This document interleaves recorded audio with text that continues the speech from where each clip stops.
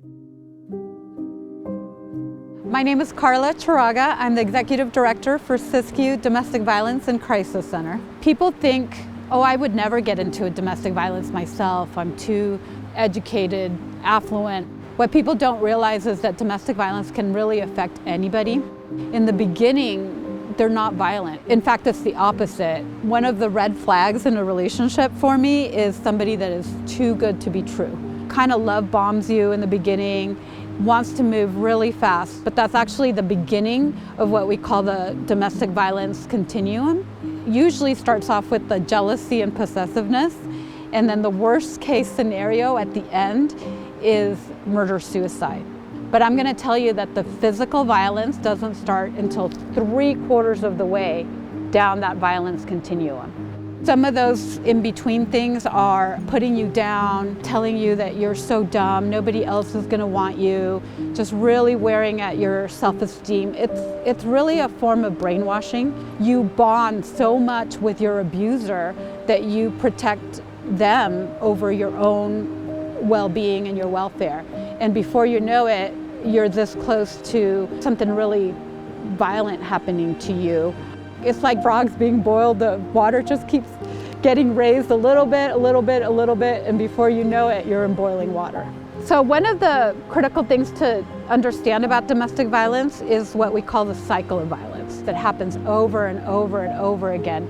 But there's 3 distinct phases to it. The first one is what I call the tension building phase. A victim will feel like they're walking on eggshells, or there's extra tension in the house. They're waiting for the other shoe to drop.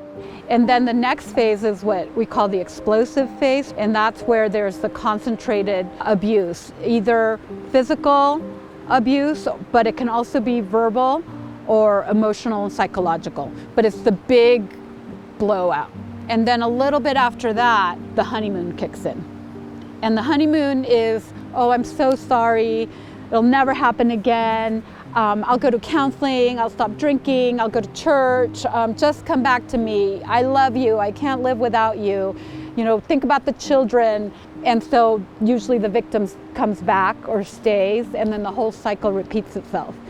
And then what happens with that cycle is that it starts to escalate. So the phases start to get smaller and the violence starts to get bigger. Oftentimes we will get clients that come in right after the explosive phase. At that point, maybe they're ready to make a change. Maybe they're coming in for a restraining order. But by the time court comes around, they are hitting the honeymoon phase. And so, you know, they get talked into dropping the restraining order and moving back home, and the cycle continues. And the statistics say that it takes about 7 times leaving and coming back for a victim to leave. That's how hard it is to get out of a domestic violence relationship.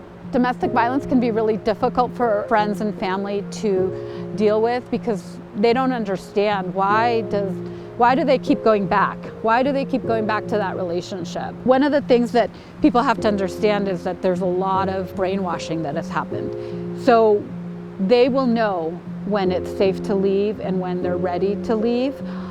You as a friend or as a family member just need to let them know that you're there for them, and just reminding them that they don't deserve that. And it's not their fault. Yes, it takes a lot of patience. I mean, it's hard even for me when somebody goes back and then you're really worried about their safety. But what gets us through is that we know that we're planting seeds. And maybe this isn't the time that they're gonna leave, but it's one step closer to maybe getting them out of that relationship. And hopefully they're gonna leave before something really bad happens.